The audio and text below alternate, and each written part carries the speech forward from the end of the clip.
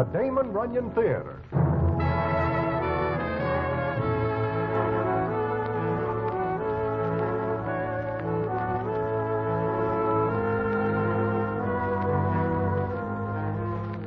Once again, the Damon Runyon Theater brings you another story by the master storyteller, Damon Runyon. And this one, a story goes with it. And to tell it to you, here is Broadway. Thanks. Well, it is of a racing time at Saratoga, and I am there. I am feeling fine because the night before this afternoon, I make a few pounds on some very willing dice. I am walking along when all of a sudden I spot Hot Horse Herbie. Now, Herbie is generally with empty pockets, and I know he knows I do all right. So I suddenly think of a place I have to be in the opposite direction. But just when I think I am out of reach, I hear... Hello, Broadway. Oh, hello, Herbie. What do? Tunnel in the ground to come up in front of me? You are not glad to see me. Hysterical with happiness. So long. Broadway. The answer is no. I do not ask you anything. The gleam in your eye does. I hear about you and the little cubes last night. Herbie, I have got to pay the mortgage on the old farm in Indiana. I am sending a brother through college, and my sister in California wants to come home. You are never in Indiana. You never have a brother, much less a sister. How much, Herbie? Broadway, I do not ask you for a red cent. I never open my kisser about dough. In fact, I just wish you a good afternoon. Take it easy, Broadway. I will see you some other time.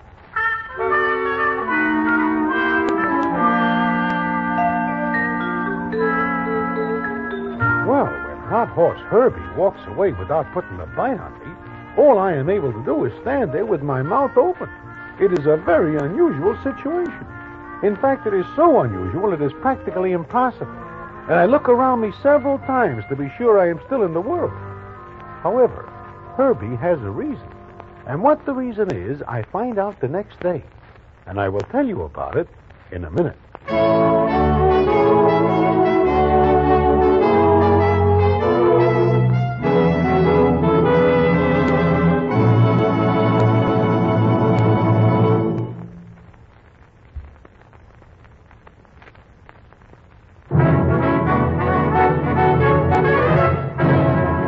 And now, back to the Damon Runyon Theater and the famous A Story Goes With It.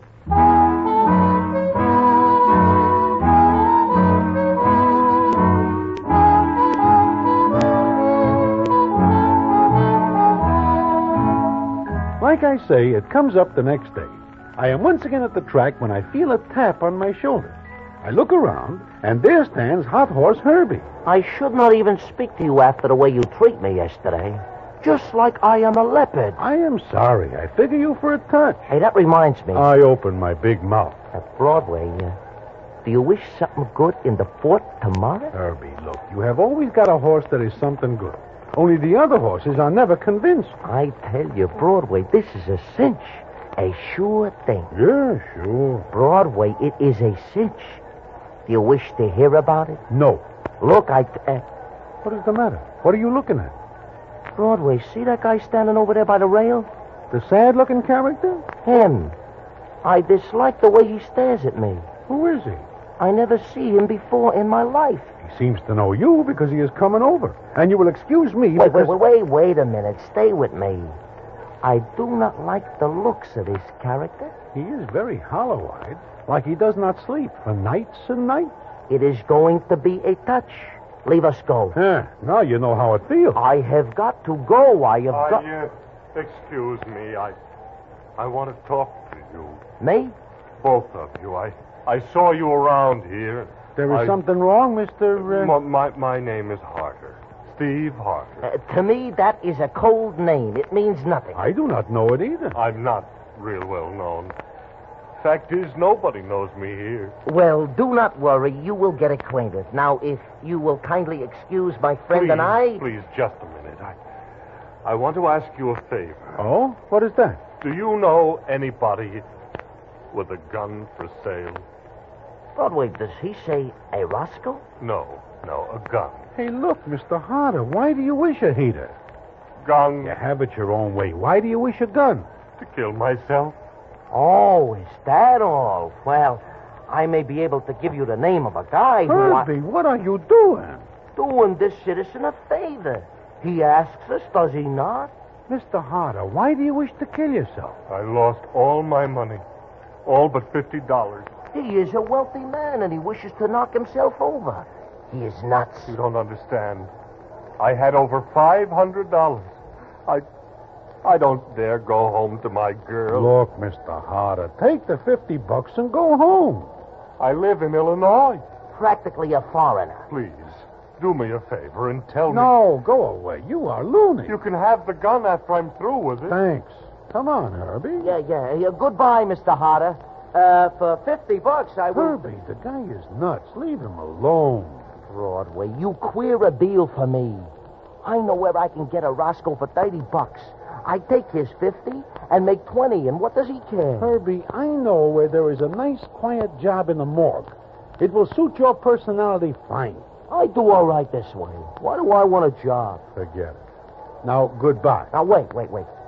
I remember. I am telling you about something good in the fort tomorrow. Never mind. Broadway, you do not understand. This is not a ordinary tip. It is a special, extra special. No. Broadway, What? a story goes with it. I do not care. A story? A story.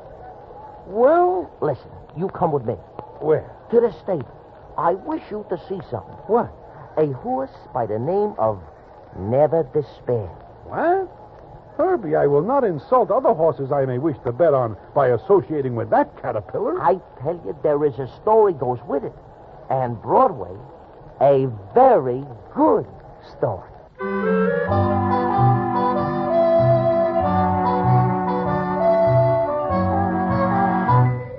Well, since Herbie puts it that way, there is nothing else but I go with him. We head for the stables, and Herbie leads me to a stall where Never Despair is. Now, this is a horse that even the guy who hollers he would give his kingdom for one would bite his tongue for saying such a thing. Anyway, Herbie looks around careful-like, and then addresses me thusly. This is Never Despair. Yeah, I read the nameplate. But even without it, there is no doubt. Once I see this pig in a race, and he is slower than the glue he should be. He is going to win the fourth race tomorrow. This is the first time in history one horse runs all alone in a race. Because that is the only way he... Marty, is that you? Who's that, Herbie? It sounds like a doll. It is Herbie, Louise. Oh, I couldn't see. I was back in the stall. Oh, sure. Louise, this is my friend, Broadway. Oh, sure. I've seen you, Mr. Broadway. How are you? Just fine, little miss. And you? Wonderful. Did you come to look at Never Despair? Yeah. We wish to give him the once-over. He's not in very good shape, is he? Well, one never knows about a horse. That is right. One never knows.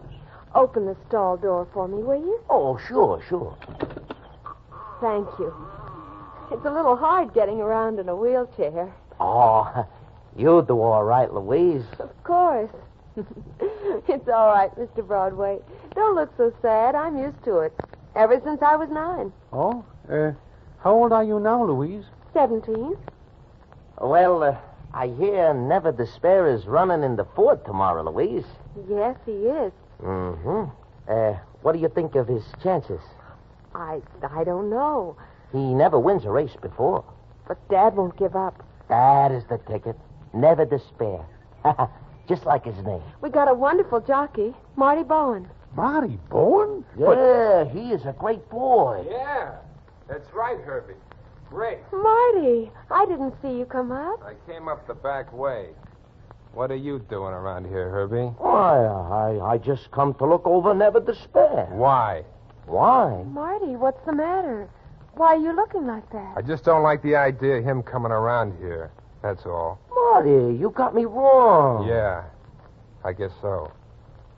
How you feeling today, honey? Me? Shut up. Herbie, let us go. Oh, no, please don't go. I never get much chance to talk. Okay, little miss. Feeling any better, Louise? Sure. I just told Herbie and Mr. Broadway that you're riding Never Despair tomorrow. Oh, you told him, huh? Why, yes. Shouldn't I? Well, they'd find out anyhow.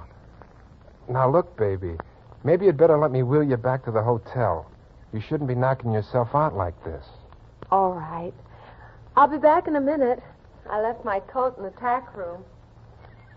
Well, I guess I will be going. Just a second, Herbie. Yeah? What are you doing here? Oh, just wandering around. Then keep wandering. What are you so touchy about, Marty? Look, anytime a guy like you comes around, there's something cooking. There is. Like what, for instance, Marty? Beat it, Herbie. Well, sure. Come on, Broadway. Yeah, like I say before, let us go. Now, it strikes me as very strange that a jockey like Marty Bowen is riding Never Despair. Also, it is more than just strange that Herbie knows something about the race. Also, Marty acts suspicious indeed. I am thinking about all this when Herbie says to me, Well, how does it look to you, Broadway? I am trying to figure that out, Herbie. Mm-hmm. Now, what do you say if I tell you that the 4th tomorrow is going to be a boat race? Boat race? You mean that race is going to be fixed? That is it. You are crazy. It is practically impossible. Not when a guy is in love with a doll. Who is in love with who, and what has love got to do with horses? Everything. Listen. It is fixed for Never Despair at the Cop. Now I know you are crazy. Why, if that nag so much as finishes the same day as the other GGs, the judges will look for something fishy. Nevertheless, Never Despair will win. For the last time I ask you, why? Look, Marty is in love with Louise. Now, her old man owns Never Despair, but he has not got a nickel in the world. Herbie, this story is getting more than somewhat mixed up. If you will listen and not interrupt so much, Go ahead. All right. Now, Marty Bowen knows Never Despair has not got a chance. So, he fixes it with the other jockeys to take their time. Why, he will be ruled off for life. Only if anybody finds out about it. So all the other jockeys in the race know. But they will not tell. Herbie, you stand there and tell me that a race is going to be a shoo-in for Never Despair, and 5 other jockeys take the chance of being set down for good? I do not believe it. But all the jockeys know Louise. They feel very sorry for her, and they do it for her. They pick a race where there will be very little doping. That way, nobody gets hurt. You mean Never Despair will win the purse? Now you get it. And Louise will go to a specialist and be fixed up. There is a doc that can do it, but he is expensive. Well, look, why does not Marty just give Louise the dough if he is in love with her? Marty does not have a dime. Herbie, I do not like this. Like it or not, that is the story, I tell you. Wait a minute. How do you know all about this? I overhear a conversation between Marty and the other jockeys yesterday morning. They are in a hotel room next to mine. I just happened to be next to the wall at the time. Oh, I see. So what are you going to do? Are we alone? Bet on Never Despair. And you wish me to do the same? Because you once do me a favor, I tell you all this. Well, look, you take it or leave it. I give it to you straight. You see Marty. You see Louise. You see how Marty acts. What more do you want?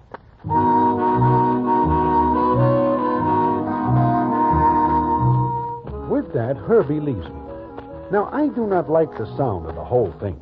There are judges and stewards who keep racing on the level. And if anybody is caught putting a gimmick on the game, it is too bad. Now, what happens the next day in the 4th race and how things turn out is something indeed. And I will tell you about it in a minute.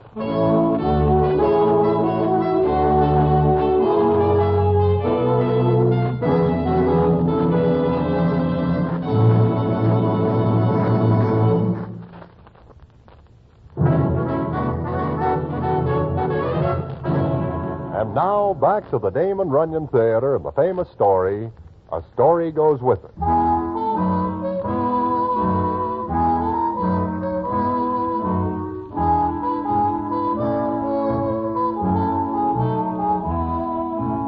Well, it comes up the next day, and I am at the track as per usual. I am still thinking about what Hot Horse Herbie tells me when he comes to me and says, The next race, is it, Broadway? I know. You are going to bet it? Well, How about you, Herbie? I am flat broke. Now it comes up. Look, do I not show you the way? Do I not impart the secret to you? A $5 is all I ask. Well, okay, Herbert. Here is the fence. Swell. Now, do not forget. Never despair. And whatever you do, Broadway, do not breathe a word to anyone. Look at the odds. Yeah, so far, never despair is due to go at 40-1. Broadway, you and me stand to collect a nice crop of lettuce. You... Hey, look. There is that character again. The place is full of characters. Which one do you refer to? The guy who wishes to buy a gun to cease living with himself. Oh, yeah. He lamps us again. I have got a good notion to put him on to where he can pick up a rod. I'm getting tired of looking at him. Hello, Mr. Harder. Hello. Will you do me a favor? Oh, you do not get hold of a gun yet, huh? Nobody will sell me one. I have got a penknife, friend. Look, please, do me a favor. Mr. Harder, why do you not go back to Michigan? Illinois. All right, Illinois. Go back there and forget all this. Do me a favor. One-track mind. What is the favor you wish, Mr. Harder? Well, I've been watching you two, and, well, you seem like you know your way around. I mean, you look like you know the horses. Please, tell me who's going to win the next race. The 4. Please, I've got to do something. Well, will you forget about erasing yourself? Yes. Okay. The winner of the 4th will be... Calipers. Herbie. Calipers will win the 4th. In fact, it is a toss-up between Calipers, Loose Living, and Goose Pimples. They figure 1, 2, 3. Herbie, you are a... I wish to do him a favor, Broadway. Play Calipers, Mr. Harder. Calipers, Loose Living, or Goose Pimples. That is the line. Thank you very much. I appreciate it. Thank you. And goodbye. Herbie, that poor guy. What do you do to him? You are going to give him never He despair. is broke. He wishes to bump himself. Look, I tell you, we cannot let this thing get out. Me and you are the only ones who know about never despair. We got to keep this thing honest. My, you have a wonderful sense of honesty. Look, I gotta see a guy now. You got a few minutes to get to the windows and make your bet. And Broadway, in the future, do not forget who lets you in on this good thing. Well, by this time, Never Despair is a 50-1 shot and looking worse all the time. I get to the window and make my bet, then go back and watch the race. Although personally I'm not interested in watching races, only in how they come out. Whew, I never see such a race. Calipers breaks past. Loose Living is right in his heels with Goose Pimples third. Never Despair is where he figures, a good last. Then, when the Gigi's turn into the stretch, it seems that Calipers stops to wait for a streetcar. Loose Living seems to be running backwards, and Goose Pimples takes a sudden interest in running sideways. The other nags all develop a strange slowness. Then, out of nowhere, comes Never Despair with Marty Bowen using the whip. Never Despair win by 2 lengths. Nobody can believe their eyes. Least of all, Never Despair, who is so surprised at winning that he does one more turn around the track before Marty can stop him. Then it comes up later, and I am tapped on the shoulder by one of the track Pinkertons. He takes me to an office, and who is there but Herbie, Marty Bowen, and Louise? Also, there is a judge who says as follows. All right. Now that we're all here, I think we'd better have an explanation. Why are we here, Mr. Clayton? Louise, where is your father? Why, I don't know. He was at the paddock. Why? Well, you see, we're... Look, you got us here to spill a beef. What is it? Bowen, why did you take Never Despair as a mount? You could have had Calipers or Loose Living. I got to give reasons for liking a horse? I don't understand, Mr. Clayton. Louise, I'm sure you had nothing to do with today's event. What do you mean? Never Despair has never won a race before. So what? He runs a good race and wins. That's something new for a horse. Lots of them Keep do a it. civil tongue in your head, Bowen. You're in trouble. I'm waiting for a phone call right now, and if it tells me what I think, you've ridden your last race. Marty, what is he talking about? Please, somebody tell me. It ain't nothing, baby. All you got to remember is that you got enough dough to go to that dock. Since this conversation seems to be between everybody but me, I will go. Sit down. You're not in the clear either.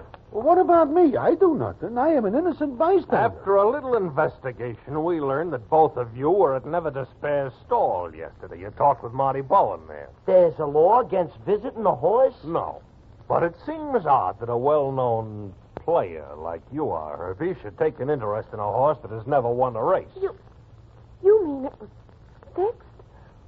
Marty, no. It's all right, Louise. Now, we'll all sit by and wait for that phone call. It should come any moment. Look, you gonna set me down? You got anything on me? I don't know. Herbie, I think I will kill you. What for? What for? Here I am. You mixed two up- stop mumbling. If you want to talk, speak up. This is a private matter, Mr. Clayton. I told you to. Now we'll see. Hello, Clayton speaking. Oh, yes, go ahead. What? Oh, there's some mistake. You sure? Well, strangest thing I ever heard of. All right, Jim, thanks. I've been in this business 33 years, but I've never come up against anything like this. What's up? Nothing. Nothing at all. Huh? What do you mean? I mean, you can all get out of here. Go on, now, get out. You're letting us go? That's what I said. That phone call, it cleared me? In a way, yes. Never Despair won the race against horses that should have beaten them by 10 lengths. By every standard, there should be something wrong. You mean a fix, Mr. Clayton? Yes. And when that happens, there's usually a large amount bet. But what, Mr. Clayton? But there was only one bet placed on Never Despair, and by someone who hasn't the remotest connection with any of you. Now get out of here!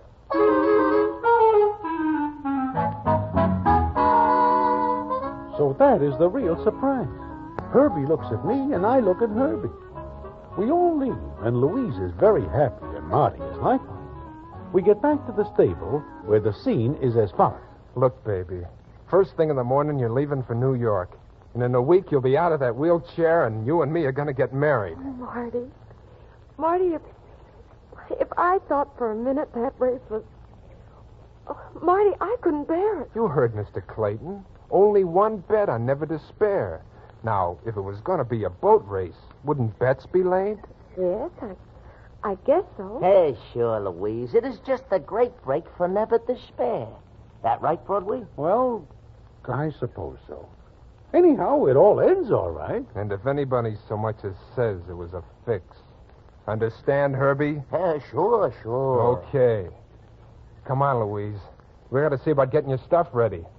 Next week this time, you'll be out of that chair. Goodbye, Herbie.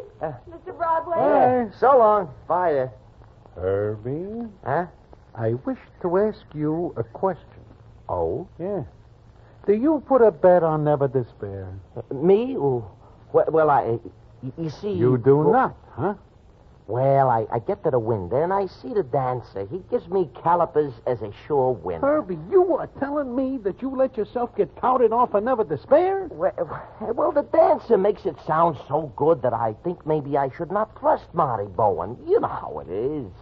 But you do all right, huh? Herbie, I have got news for you. Broadway, you are not going to tell me that you... I put my lettuce on loose living. What?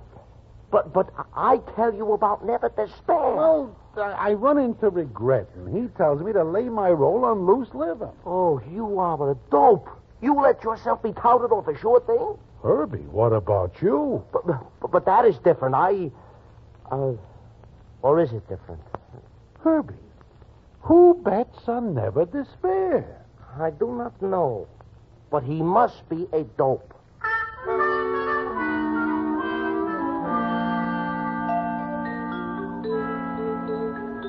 At 50 to 1, nobody is a dope.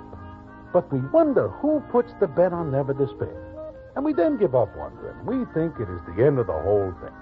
But it is not. And what the payoff is, I will tell you in a minute.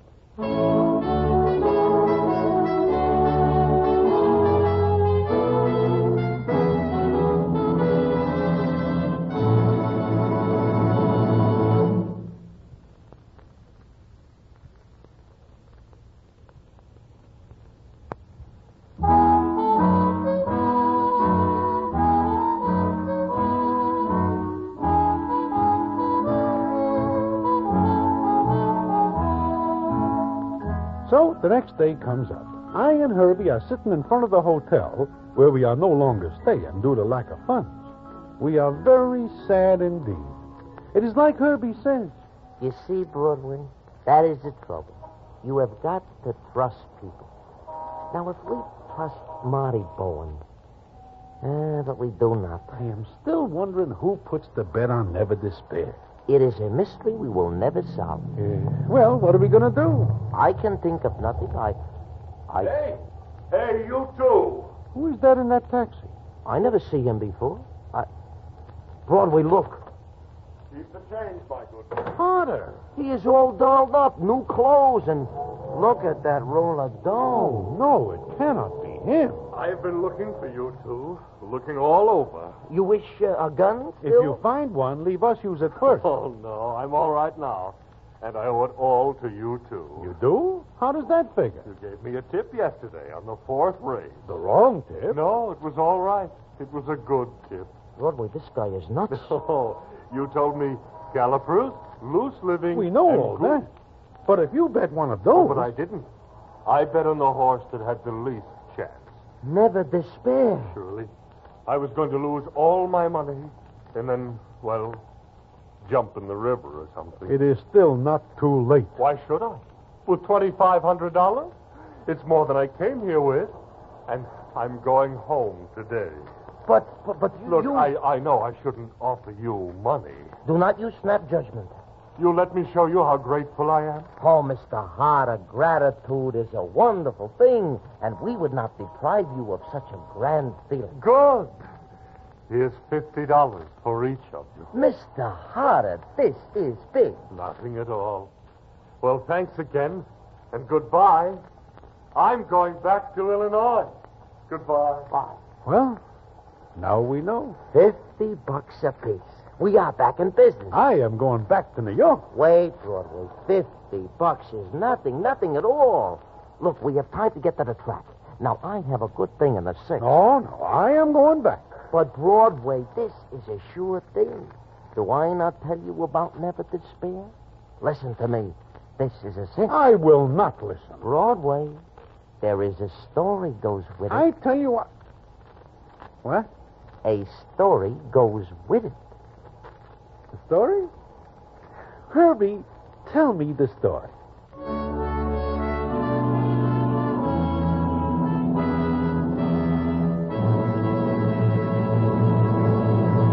And so ends Damon Runyon's famous A Story Goes With It. Listen in again next week for the Damon Runyon Theater.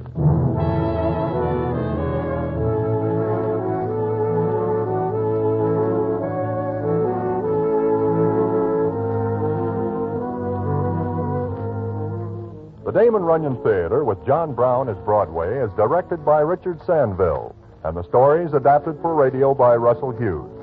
Vern Karstensen is in charge of production. This is a Mayfair production.